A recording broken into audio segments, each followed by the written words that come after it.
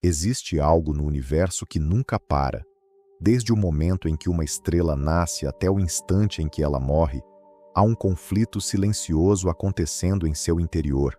Uma batalha entre duas forças opostas, sustentada por um equilíbrio tão preciso que qualquer desvio mínimo determina se aquela luz vai durar 10 milhões ou 10 bilhões de anos. O que é curioso não é que as estrelas existam. O que é curioso é que elas não explodam imediatamente. E entender por que isso não acontece revela uma das arquiteturas mais sofisticadas da natureza. Vamos começar pelo que todos aprendemos e pelo que quase ninguém entende de verdade.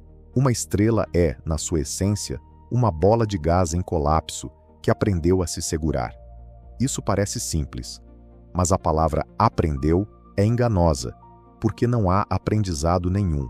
A física, a pressão, a temperatura. Há uma quantidade absurda de hidrogênio tentando cair sobre si mesmo, e uma força que empurra para fora com violência suficiente para contrabalançar esse colapso por bilhões de anos. O ponto de partida de tudo é a gravidade.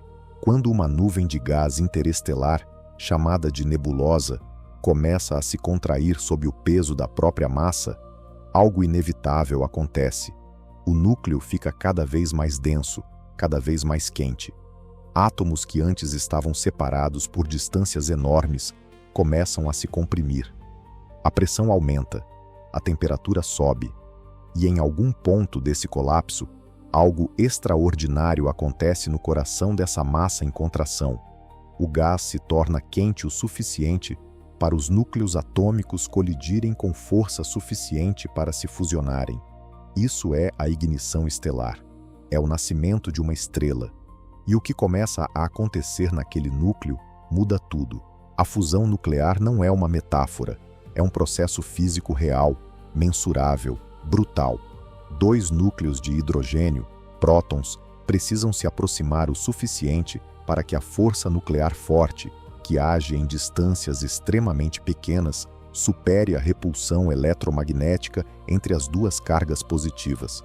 Para isso, a temperatura precisa ser da ordem de dezenas de milhões de graus Celsius. No núcleo do Sol, a temperatura está em torno de 15 milhões de graus. É quente de um jeito que não temos referência sensorial para imaginar. Quando dois prótons se fundem, depois de uma cadeia de reações, o produto final é um núcleo de hélio. E aqui está o detalhe que sustenta tudo. A massa do núcleo de hélio produzido é ligeiramente menor do que a soma das massas dos prótons que o formaram. Essa diferença de massa não desaparece. Ela se converte em energia, exatamente como descreveu Einstein com a equação mais famosa da física. Massa vezes a velocidade da luz ao quadrado. E como a velocidade da luz é um número imenso, mesmo uma diferença minúscula de massa produz uma quantidade colossal de energia. É essa energia que empurra para fora. É ela que sustenta a estrela contra seu próprio colapso gravitacional. Mas há uma pergunta que raramente aparece nos livros didáticos. Por que a estrela não funde todo o seu hidrogênio de uma vez? Por que não é uma explosão única e catastrófica? A resposta está na termodinâmica do próprio sistema. O núcleo de uma estrela é autorregulado. Se a taxa de fusão aumentar, a energia gerada aquece o gás, que se expande, que reduz a pressão e a temperatura no núcleo, que diminui a taxa de fusão. Se a taxa de fusão diminuir, o núcleo esfria, contrai, aumenta a temperatura e a pressão, e a fusão se acelera novamente. É um mecanismo de feedback negativo natural, o tipo de sistema que os engenheiros tentam construir em reatores nucleares artificiais e que nas estrelas simplesmente emerge da física. O resultado é um equilíbrio chamado de equilíbrio hidrostático. A pressão de radiação e a pressão do gás quente empurrando para fora são exatamente iguais à força gravitacional puxando para dentro. Enquanto houver combustível suficiente, esse equilíbrio se sustenta. Para o Sol, esse período de equilíbrio dura cerca de 10 bilhões de anos. Ele já consumiu aproximadamente metade do seu hidrogênio nuclear. Ainda temos tempo, mas o que acontece quando o combustível acaba? para entender isso, precisamos descer até a escala dos processos que acontecem no núcleo. E aí a história fica mais estranha. Ao longo da vida de uma estrela, o hidrogênio vai sendo convertido em hélio no núcleo. O hélio produzido não funde nas mesmas condições que o hidrogênio. Ele precisa de temperaturas muito mais altas para superar a repulsão entre seus núcleos, que tem carga elétrica maior. Então, o hélio vai se acumulando no centro como uma espécie de cinza nuclear. O núcleo de hélio cresce. A fusão de hidrogênio se desloca para uma camada ao redor desse núcleo inerte. Enquanto isso, o núcleo de hélio, sem produzir energia, começa a contrair sob a gravidade, e ao contrair, ele aquece. E quando ele atinge temperaturas suficientemente altas, da ordem de 100 milhões de graus, começa algo novo, a fusão do hélio. 3 núcleos de hélio se combinam em um processo chamado de processo triplo alfa, produzindo carbono. É aqui que a história se torna pessoal. O carbono do qual somos feitos foi sintetizado dentro de estrelas que morreram antes do Sol nascer. Não é poesia. É nucleossíntese estelar. À medida que a estrela funde hélio, ela se expande enormemente. A camada externa fica mais fria, muda de cor, torna-se avermelhada. A estrela se torna uma gigante vermelha. O Sol, daqui a cerca de 5 bilhões de anos, vai se expandir o suficiente para engolir Mercúrio e Vênus, e possivelmente a Terra.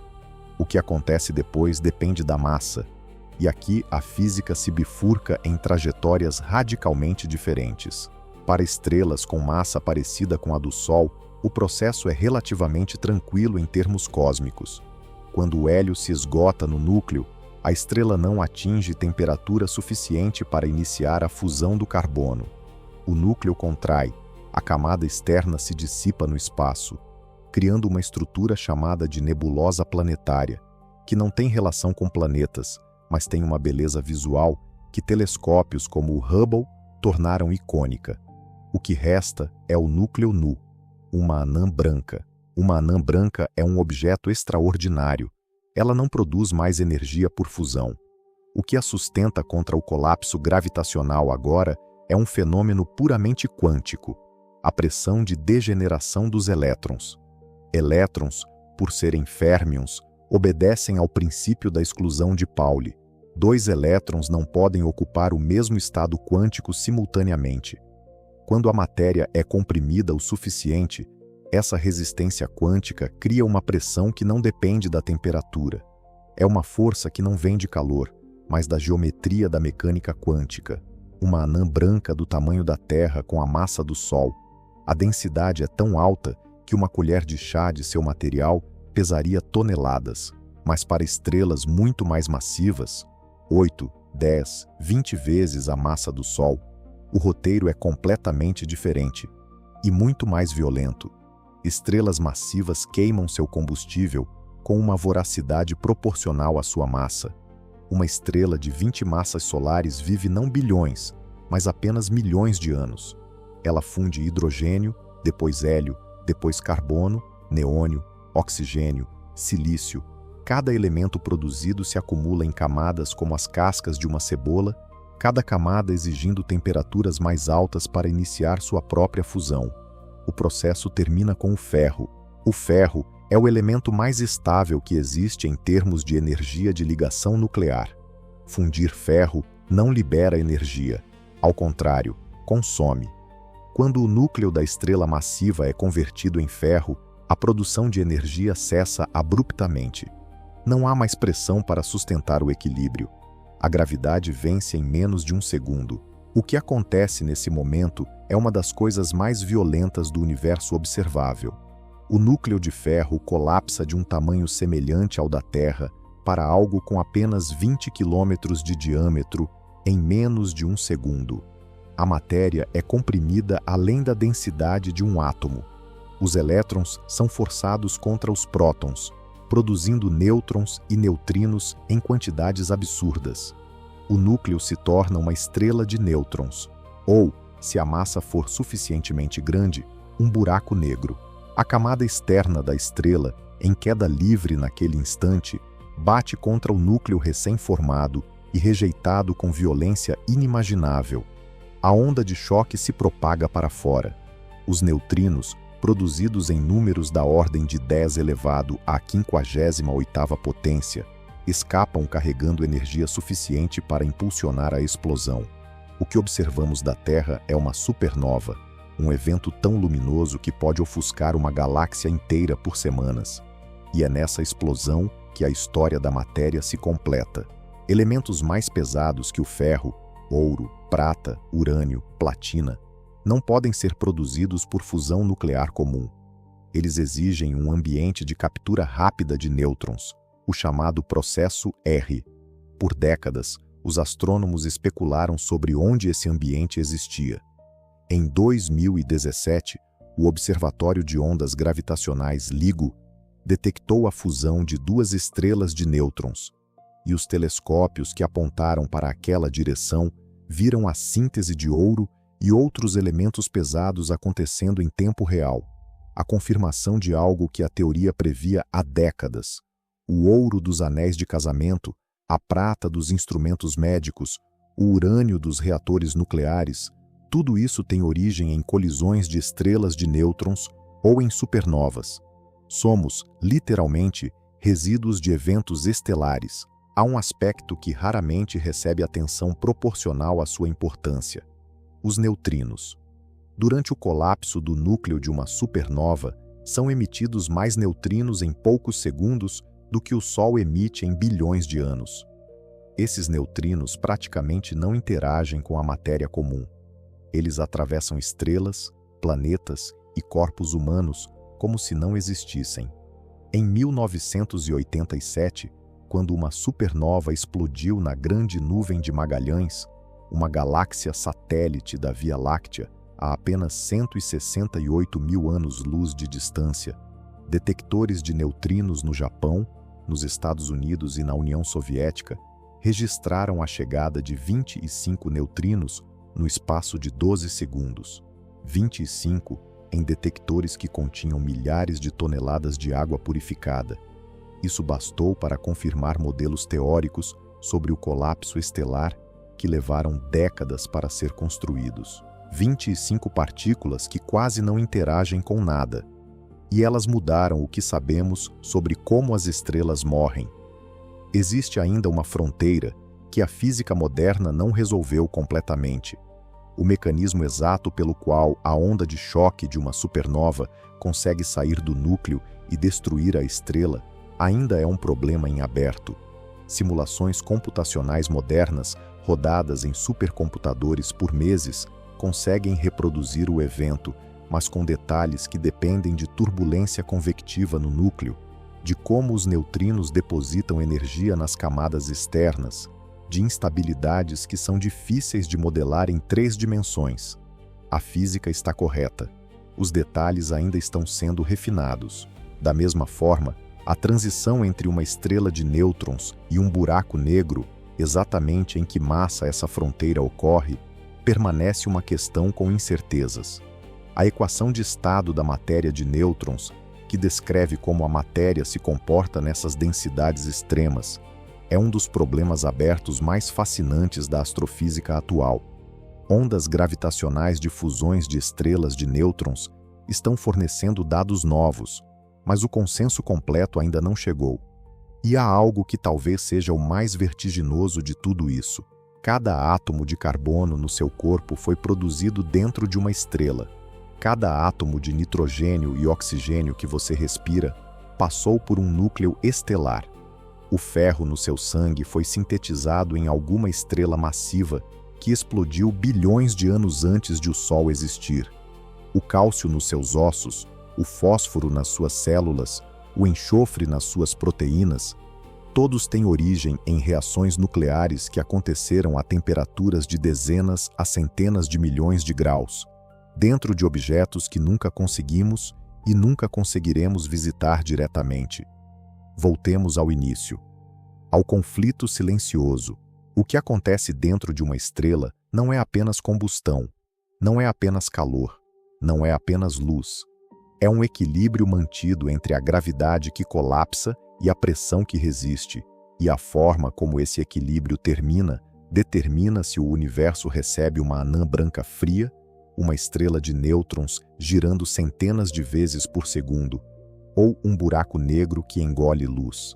Cada um desses destinos deixa vestígios. Cada um deles contamina o espaço ao redor com elementos que, bilhões de anos depois, vão se juntar em novas nuvens, em novos sistemas, em novos planetas. Você não está olhando para as estrelas de fora. Você é, em algum sentido químico e histórico, o que sobrou delas. O universo não tem obrigação de ser compreensível. E ainda assim, a cada vez que apontamos um telescópio para o céu, a cada vez que um detector registra a passagem de um neutrino, a cada equação que descreve o colapso de um núcleo estelar, descobrimos que ele segue regras que a matéria obedece desde o primeiro segundo após o Big Bang até o momento em que você está ouvindo isso. As estrelas não são apenas objetos distantes e bonitos. São os fornos onde a complexidade do universo foi fabricada.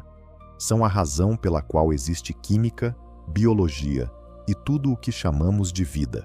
E talvez o detalhe mais silencioso de tudo seja este. A mesma força que colapsa uma estrela em supernova é a mesma que mantém seus pés no chão agora. A gravidade não escolhe escalas. Ela age no grão de poeira e na estrela de 20 massas solares com a mesma indiferença elegante. Se esse tipo de ideia ressoa em você, se você sente que entender o universo é uma das coisas mais humanas que existem, então você já está no lugar certo. O canal Mundo da Ciência existe exatamente para isso, para transformar física, química, biologia e cosmologia em algo que você consegue sentir, não apenas memorizar. Se este vídeo valeu o seu tempo, deixa o like.